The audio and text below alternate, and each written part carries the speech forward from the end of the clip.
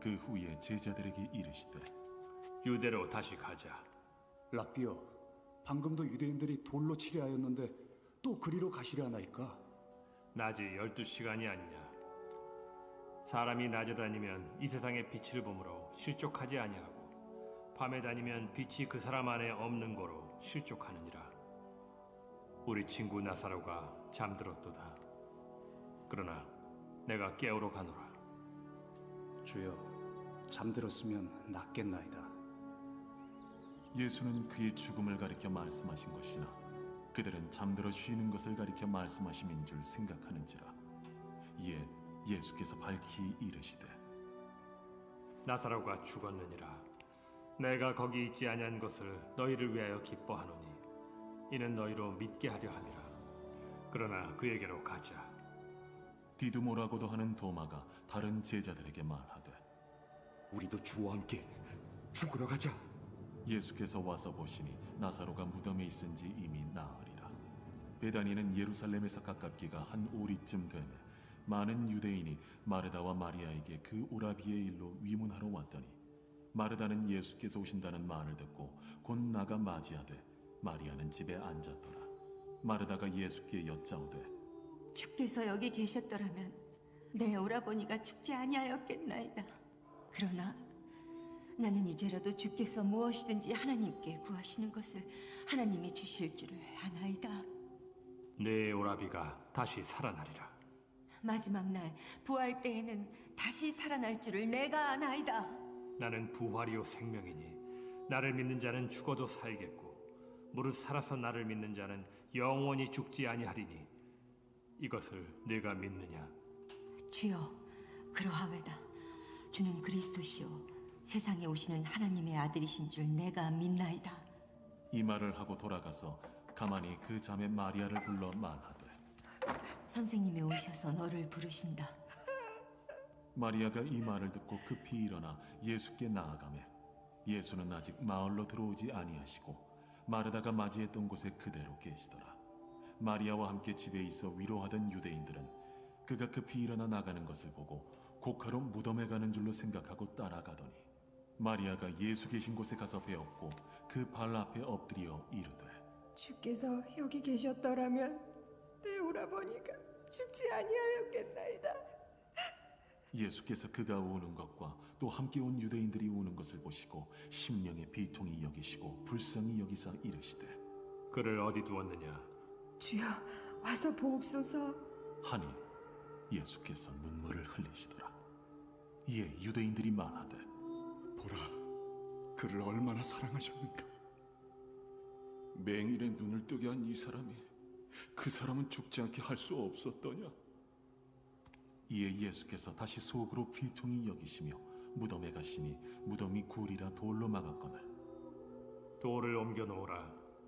하시니 그 죽은 자의 누이 마르다가 이르되 주여, 죽은 지가 나흘이 되었음에 벌써 냄새가 나나이다. 내 말이 네가 믿으면 하나님의 영광을 보리라 하지 아니하였느냐? 하시니 돌을 옮겨 놓으니 예수께서 눈을 들어 우러러보시고 이르시되 아버지여, 내 말을 들으신 것을 감사하나이다. 항상 내 말을 들으시는 줄을 내가 알았나이다. 그러나 이 말씀하옵는 것은 둘러선 무리를 위함이니 곧 아버지께서 나를 보내신 것을 그들로 믿게 하려 함이니이다. 이 말씀을 하시고 큰 소리로 나사로야, 나오라. 부르시니 죽은 자가 수족을 배로 동인 채로 나오는데 그 얼굴은 수건에 쌓였더라. 풀어놓아 다니게 하라. 마리아에게 와서 예수께서 하신 일을 본 많은 유대인이 그를 믿었으나 그 중에 어떤 자는 바리새인들에게 가서 예수께서 하신 일을 알리니라. 이에 대제사장들과 바리새인들이 공회를 모으고 이르되 이 사람이 많은 표적을 행하니 우리가 어떻게 하겠느냐?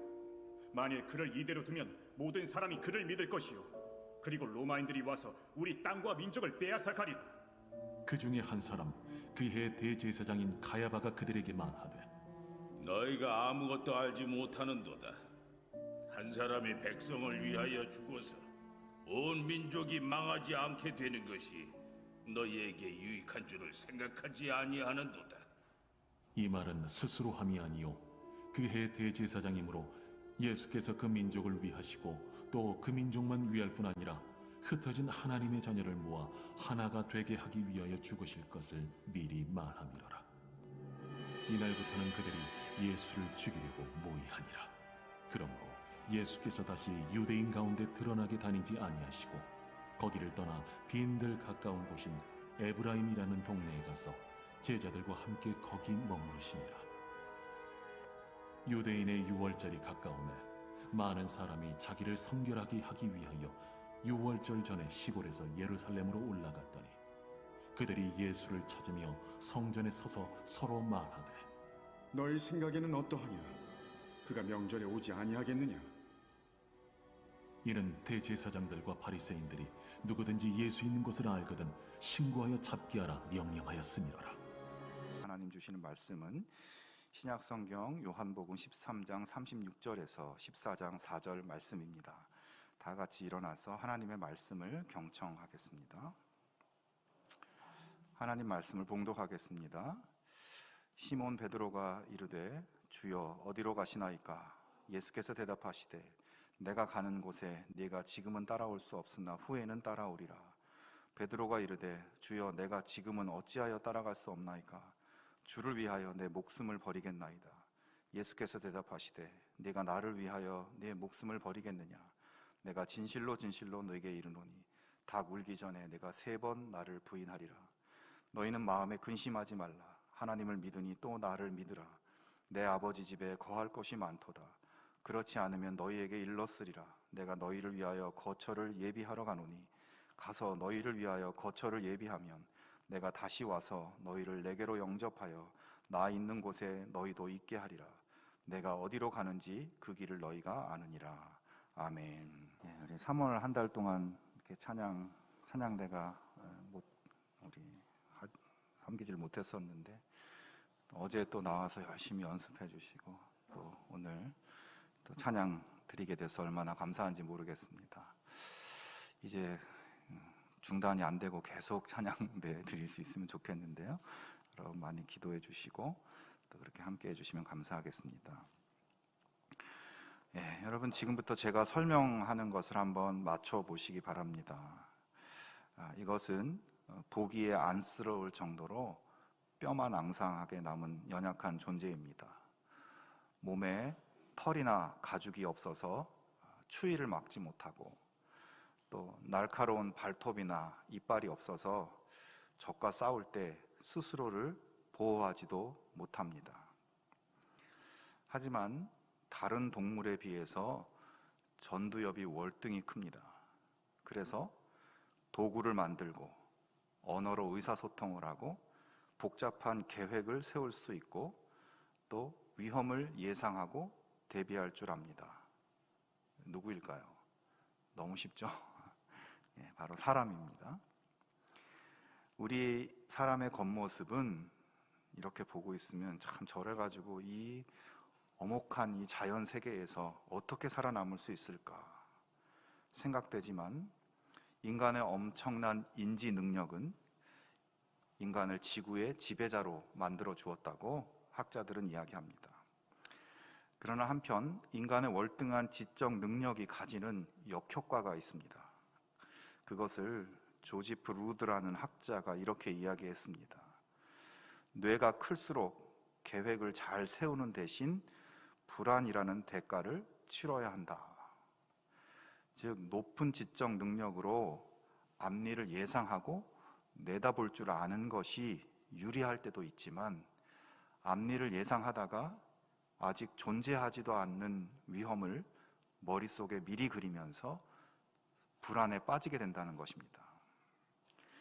제가 요즘 이 고난주간에 기도회를 준비하면서 한 가지 불안이 생겼습니다.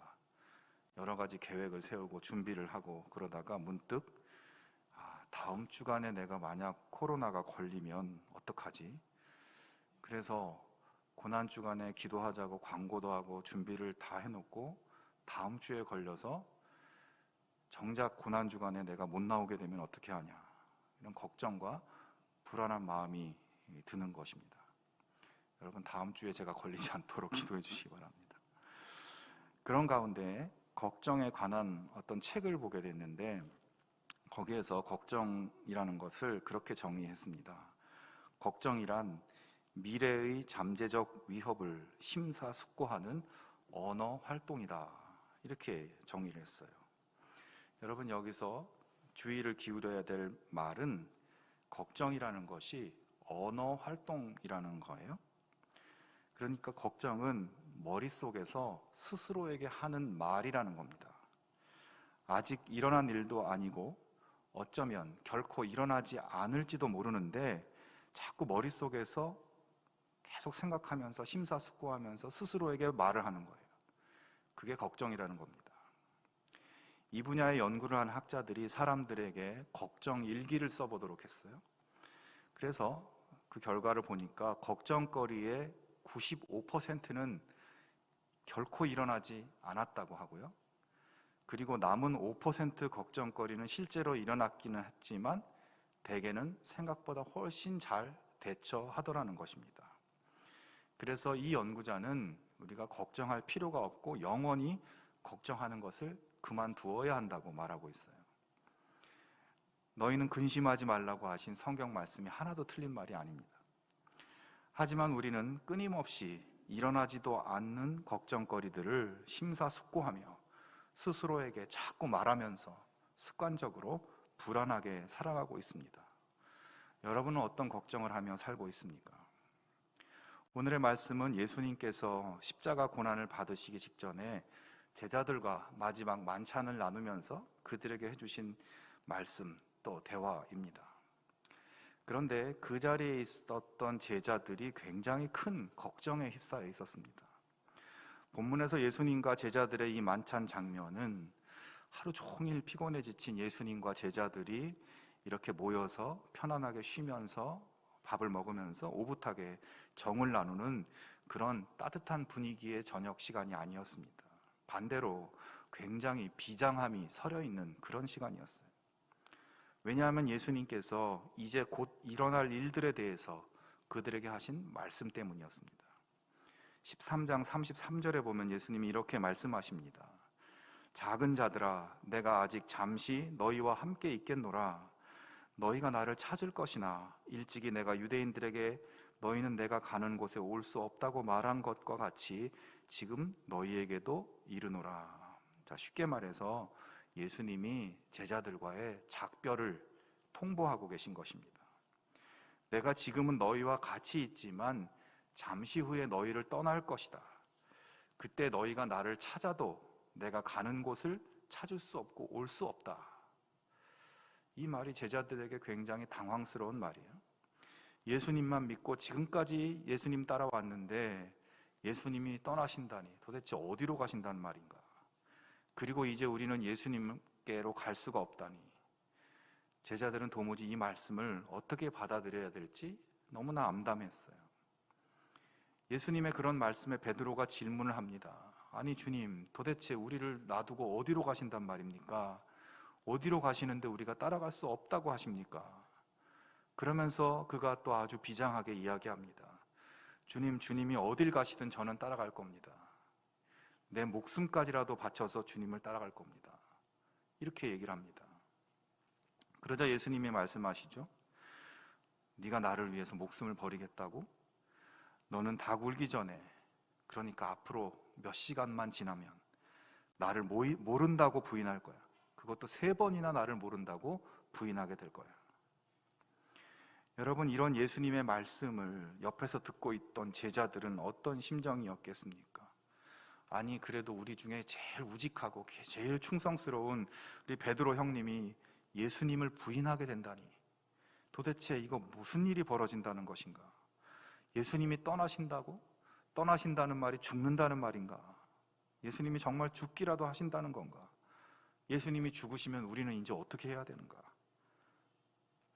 제자들은 더 이상 예수님을 볼 수 없고 예수님이 함께 계시지 않는 그런 공간과 시간을 상상할 수가 없었고 당연히 그런 상황에 대해서 아무 대비도 하지 않고 있었습니다.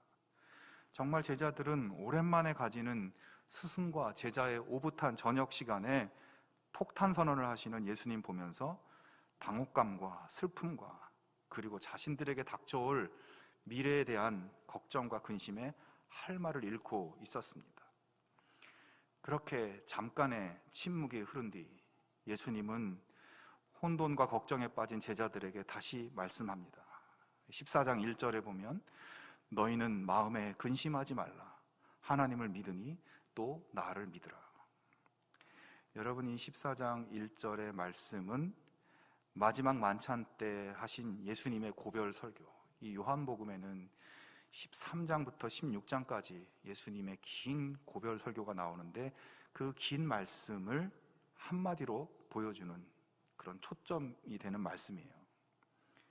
너희는 마음에 근심하지 마라. 하나님을 믿으니 또 나를 믿어라. 사실 예수님께서는 이제 앞으로 제자들이 예수님이 함께하지 않는 공간 속에서 살면서 어떤 일을 겪게 될지를 내다보고 계셨습니다. 16장 2절에 보면 예수님이 사람들이 너희를 출교할 뿐 아니라 때가 이르면 물은 너희를 죽이는 자가 생각하기를 이것이 하나님을 섬기는 일이라 하리라 말씀합니다. 그러니까 예수님은 앞으로 예수님이 없는 공간에서 살아가야 할 제자들이 사람들의 미움을 받고 핍박을 받고 삶의 터전에서 쫓겨나고 그들에게 죽임을 당하는 일까지 겪게 될 것을 주님은 알고 계셨습니다. 그래서 예수님은 그들과 같은 공간에 머물고 있는 이 마지막 시간에 그들이 맞닥뜨리게 될 그런 상황에 대해서 그들을 준비시키는 말씀을 주고 있는 것이에요. 마음에 근심하지 마라. 하나님을 믿으니 또 나를 믿으라. 여러분, 너희는 마음에 근심하지 말라, 이 말씀이 평범한 문장 같지만 이 문법적으로는 굉장히 특이한 문장이에요. 이 헬라어 문법에는 이 3인칭 명령형의 동사가 있어요. 무슨 말인가 하면 보통의 명령문은 너희는 근심하지 마라 이렇게 2인칭으로 명령문이 쓰여집니다. 그런데 지금 쓴 문장은 3인칭 명령이라는 거예요. 그러니까 예수님은 너희에게 명령하는 것이 아니라 너희 마음에게 명령하고 있다는 거예요. 즉 너희 마음아 근심하지 마라 이렇게 말씀하는 겁니다. 지금 예수님은 그들의 귀에다 말씀하는 것이 아니라 그들의 마음에게 말씀하고 있는 거예요. 이제 예수님과 작별하고 예수님이 없는 그 시간과 공간을 살아갈 제자들의 막막한 마음, 걱정이 가득한 그 마음을 예수님이 느끼시면서 그들의 감정에 공감하시면서 그 감정적 고통을 어루만지시면서 예수님이 말씀하고 계신 것입니다. 14장 8절에도 예수님이 이런 말씀을 하세요. 내가 너희를 고아와 같이 버려두지 아니하고 너희에게 오리라. 자, 이 말씀도 제자들이 예수님 떠나고 나면 부모 잃은 고아처럼 불안하고 염려하게 될 것을, 그 불안하고 고통스러운 마음을 공감하시며 하시는 말씀입니다. 사랑하는 여러분, 우리가 이 땅에 살면서 정말 힘들다 이렇게 느끼고 어떤 염려와 걱정에 사로잡히고 막막하고 답답하고 그런 경우를 우리가 겪을 수가 있죠. 그런데 그런 경우 어떤 사건이나 어떤 사실이 나를 힘들게 하는 것보다는 나의 힘든 마음을 알아주는 사람이 없고 나의 감정을 공감해주는 누군가가 없기 때문에 그래서 힘들 때가 더 힘들다는 것을 느낄 때가 더 많다는 것이에요. 우리를 힘들게 하는 일들, 근심되는 일들 그 자체가 사실 알고 보면 우리가 힘들어하는 만큼 그렇게 힘든 일이 아니라는 겁니다. 고단하고 외로운 이 땅의 삶에서 정말 내 힘든 건 내 힘든 감정을 드러내서 나 너무 힘들다, 너 내 마음을 알아주겠지? 그렇게 말할 데가 없고 나눌 사람이 없고 나의 마음을 헤아려주고 함께 아파해주는 사람이 없다는 것이 사실은 더 힘든 일이죠. 그러나 여러분, 예수님은 말씀하십니다. 우리의 속 깊은 곳, 나만 알고 있는 그곳의 마음에게 말씀하십니다. 마음아 근심하지 말아라. 내가 네 마음을 안다. 네 상황과 처지를 안다. 우리의 마음을 창조하신 예수님께서 우리 마음을 직접 받으시고 어루만져 주십니다. 여러분, 예수님의 이 말씀을 믿고 세상은 다 몰라줘도 그 누구도 다 몰라줘도 예수님이 알고 계시니까 나는 괜찮아. 여러분, 이렇게 여러분의 마음에게 선포해 보시기 바랍니다. 마음아, 걱정하지 마. 예수님이 알고 계셔. 자, 그런데 여러분, 예수님께서 제자들에게 근심하지 말라고 하시면서 이어서 말씀하신 말씀을 우리가 잘 생각해 봐야 됩니다. 근심하지 마라. 하나님을 믿고 또 나를 믿어라. 그러면 여기에는 두 개의 명령이 있는 거예요. 근심하지 말라, 이 명령과 믿으라는 명령입니다. 이 말씀은 그런 것입니다. 이제부터 내가 하는 말을 믿고 그리고 걱정하지 마라. 주님께서는 이 말씀에서 믿음이 근심을 몰아낼 수 있다는 것을 가르쳐 주시고 있어요. 그리고 이어지는 말씀 속에서 그들이 근심하지 않아도 되는 두 가지 이유를 설명합니다. 먼저 2절과 3절에 보면 내 아버지 집에 거할 곳이 많도다. 그렇지 않으면 너희에게 일렀으리라. 내가 너희를 위하여 거처를 예비하러 가노니 가서 너희를 위하여 거처를 예비하면 내가 다시 와서 너희를 내게로 영접하여 나 있는 곳에 너희도 있게 하리라. 자, 예수님은 지금 제자들과 작별하고 공간적으로 다른 곳으로 가시게 되는데 어디로 가시는가 하면 아버지 집으로 가신다고 하죠. 그곳에 거할 곳이 많다고 합니다. 여러분, 이 말씀에서 내 아버지 집은 어디겠습니까? 어렵게 생각할 것 없이 천국입니다. 그리고 천국의 제자들을 위한 거처를 준비할 것이고 그것을 준비하면 다시 와서 제자들을 데려갈 것이며 천국에서 예수님과 함께 있게 하겠다고 말씀합니다. 여러분, 지금 예수님께서는 잠시 제자들을 떠날 것이지만 제자들을 영원한 천국으로 맞이해 드릴 것입니다. 제자들이 예수님의 이 말을 믿는다면 무엇이 걱정이겠습니까? 예수님이 보이지 않아도, 예수님이 옆에 없어도, 예수님이 지금 나를 위해서 천국을 예비하고 계시고 다시 오셔서 나를 맞이해 주시고 함께 있게 하실 것을 믿고 근심하지 말라고 말씀하세요. 여러분, 아기들이 태어나서 시간이 지나면 엄마를 알아보기 시작합니다. 근데 이 아기들이 가장 슬프고 괴롭게 울 때가 언제입니까? 엄마가 눈앞에 보이지 않으면 엄마가 없어졌다고 생각하고 죽을 듯이 눈물을 흘리며 웁니다. 아기 엄마가 엄마 여기 있어 하고 엄마 말소리가 들려도 소용없습니다. 엄마 얼굴이 눈에 나타나기 전까지는 절대 울음을 그치지 않고 세상이 떠나가라 울죠. 그러다가 이 아기가 조금 자라면 이제 달라집니다. 엄마가 눈에 보이지 않아도 엄마 목소리만 들려도 울음을 그칩니다. 엄마 목소리가 들린다는 것은 엄마가 옆에 있다는 것을 의미하는 것을 이제 알기 때문에 안 보여도 목소리가 들리면 옆에 있구나, 이걸 알기 때문에 이제 그만큼 자랐기 때문에 울지 않는 것이죠.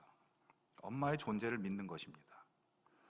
자, 아기가 그것보다 더 크면 엄마가 보이지 않고 들리지 않아도 엄마가 다른 방에 있겠구나 하면서 울지 않고 이 방 저 방 찾아다닙니다. 그러다 엄마를 찾으면 기뻐합니다.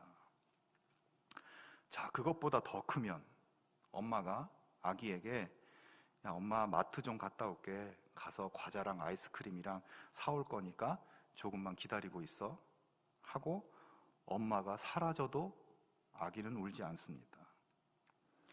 엄마가 안 보이고 목소리가 안 들리고 여기저기 찾아도 없는데 울지 않고 기다리는 것입니다. 왜 그렇습니까? 엄마가 나를 위해서 내가 좋아하는 과자를 사러 갔다가 조금 있으면 올 것을 믿기 때문입니다. 엄마에 대한 믿음이 있기 때문입니다. 그만큼 자랐다는 것이죠. 예수님은 제자들에게 너희들 내가 안 보인다고, 내 목소리를 들을 수 없다고 걱정하지 마라. 나는 너희와 영원히 함께할 천국의 처소를 예비하러 잠깐 갔다가 다시 올 거야. 걱정하지 마. 나를 믿어. 말씀하고 계신 것입니다. 성도 여러분, 우리는 이 땅에 살고 있습니다. 우리 눈앞에 예수님이 안 보입니다. 우리 귀에 예수님 목소리가 들리지 않습니다. 어디에도 안 계시는 것 같습니다. 우리는 예수님이 우리와 함께 영원히 살아갈 천국을 예비하고 계시고 다시 오셔서 우리를 천국에 영접해 주실 것을 믿기 때문에, 예수님이 그렇게 하실 것을 분명히 신뢰하기 때문에 근심을 멈출 수 있게 되는 것입니다. 로마서 8장 18절에 주님께서 바울을 통해 말씀하십니다. 생각건대 현재의 고난은 장차 우리에게 나타날 영광과 좋게 비교할 수 없도다. 여러분, 얼마나 감격적인 말씀입니까? 우리가 지금 현실에서 씨름하고 있는 것, 이 코로나 상황에서 먹고 사는 문제, 내 몸의 건강, 마음의 건강, 자녀들의 앞날, 누군가와 주고받는 상처와 아픔으로 괴로워하고 헤아릴 수 없는 근심거리들이 우리들에게 많이 있습니다. 그리고 그런 현재의 문제를 완전히 피할 수 있는 사람은 아무도 없습니다. 누구나 좋은 일만 있고 누구나 신나게 사는 것이 아니라 누구나 순경과 역경을 함께 겪으며 힘들어하고 때로는 분노하고 슬퍼하며 근심합니다. 그것이 이 땅의 삶입니다. 그러나 여러분, 그런 삶 속에서 장차 천국에서 누리게 될 영광을 내다보는 사람들에게는 그 모든 것이 다르게 다가온다는 것이죠. 현실의 고난, 마음을 짓누르는 근심이 아무리 커도 천국에서 누릴 영광에는 비교가 되지 않기 때문입니다. 이 땅에 살면서 무거운 세상 짐을 짊어지고 살다가 결국 한 줌의 재가 돼서 땅에 묻히는 것으로 끝나는 것이 아니라 돌아갈 집, 나를 환영하며 맞이하실 예수님이 기다리는 집이 있기 때문에 근심은 그냥 지나가는 바람 같은 것입니다. 무거운 짐을 지고 여기서 고통하는 시간을 예수님과 함께 천국에서 살게 될 영원한 시간에 비교해보면 우리의 이 시간은 먼지 한 톨만한 시간일 뿐입니다. 그런 생각, 그런 믿음이 우리를 강하게 만들고 근심에 흔들리지 않게 하고 담대하게 살아갈 수 있게 하는 것입니다. 바벨론 포로 생활에서 고향으로 돌아가는 이스라엘 백성들이 부르던 찬송이 있습니다. 그 가사가 시편 126편 1절 2절인데요. 여호와께서 시온의 포로를 돌리실 때 우리가 꿈꾸는 것 같았도다. 그때 우리 입에는 웃음이 가득하고 우리의 혀에는 찬양이 찼었도다. 여러분, 우리가 이 찬송을 부르며 천국에 이르게 해주실 예수님을 믿고 아버지 하나님을 믿고 근심하지 말라고 하신 예수님 말씀 안에 거하며 믿음의 길을 걸어갈 수 있는 우리 모두가 되기를 주님의 이름으로 축원합니다. 예수님과 같은 공간, 예수님을 볼 수 없는 시대에 사는 우리가 믿음으로 붙들며 살아가야 할 또 한 가지 말씀을 주십니다. 14장 16절과 17절에 보면 내가 아버지께 구하겠으니 그가 또 다른 보혜사를 너희에게 주사 영원토록 너희와 함께 있게 하리니 그는 진리의 영이라. 세상은 능히 그를 받지 못하나니 이는 그를 보지도 못하고 알지도 못함이라. 그러나 너희는 그를 아나니 그는 너희와 함께 거하시며 또 너희 속에 계시겠습니다.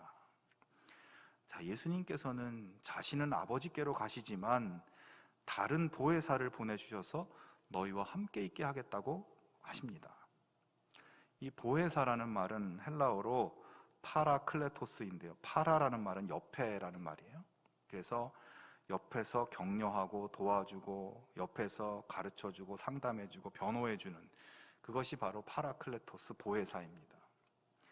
그런데 말씀을 잘 보시면 예수님이 이 보혜사를 또 다른 보혜사라고 표현하고 있죠.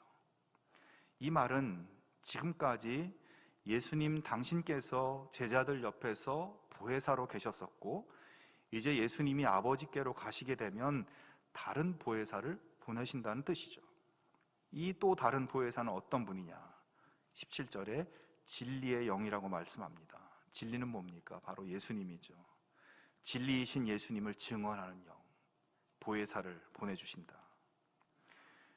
여러분, 제자들은 지금까지 보혜사로서 도와주시고 격려해 주시고 함께 해주셨던 예수님과 헤어지게 되지만 예수님께서는 이제 또 다른 보혜사, 진리이신 예수님을 증언해주는 성령님을 보내주셔서 영원히 제자들과 함께 있겠다고 말씀하시는 거예요. 예수님을 증언하는 보혜사를 옆에 있게 하셔서 그분을 통해서 예수님의 격려와 예수님의 권면과 예수님의 보호와 도움의 손길을 예수님이 옆에 있는 것처럼 느낄 수 있게 해주시겠다는 겁니다. 제자들이 살아갈 예수님이 없는 공간은 예수님께서 보내주신 성령님을 통해서 예수님과 함께 있는 공간으로 다시 변하는 것이에요. 예수님이 없는 공간에 살고 있는 것이 아니라 성령의 이끄심을 따라서 여전히 예수님과 함께 살아가게 한다는 겁니다. 예수님께서 제자들에게 약속하신 이 말씀은 오늘 우리들에게도 주시는 약속입니다. 우리도 오늘 예수님이 안 보이는 시간과 공간 속에 살고 있습니다. 하지만 바로 여기에 진리의 성령님을 보내주심으로 예수님을 느낄 수 있고 예수님과 함께 사는 삶을 살게 하십니다. 그러므로 여러분, 오늘 우리는 나 혼자 사는 것이 아닙니다. 우리 눈에 안 보여도 진리의 영이신 성령님의 도움으로 예수님과 함께 살고 있는 것입니다. 곤고한 인생살이, 크고 작은 삶의 무게를 짊어지고 걱정하는 우리의 삶의 한가운데 바로 지금 여기에 예수님이 나를 위해 보내신 보혜사 성령님을 의지할 수 있기를 바랍니다. 오늘 나의 삶에 예수님이 옆에 계신다면 여러분, 염려할 것이 무엇입니까? 근심할 것이 무엇입니까? 문제가 뭡니까? 문제는 하나밖에 없습니다. 우리가 함께 하시는 성령님, 함께 하시는 예수님을 믿지 못하는 우리의 믿음 없는 것이 문제입니다. 아직 성숙하지 못한 어린 아기의 모습, 엄마를 눈으로 보아야만 믿는 그런 믿음이 문제인 것이에요. 사랑하는 여러분, 오늘 이 땅의 삶에서 모든 근심을 이길 수 있는 힘은 미래의 천국의 영광을 바라는 소망의 믿음과 오늘 여기 진리의 영으로 임재하시어 나와 함께 하시는 주님을 믿는 믿음에서 오는 것입니다. 믿음이 힘입니다. 주님은 오늘도 우리들의 마음을 공감하시며 말씀하십니다.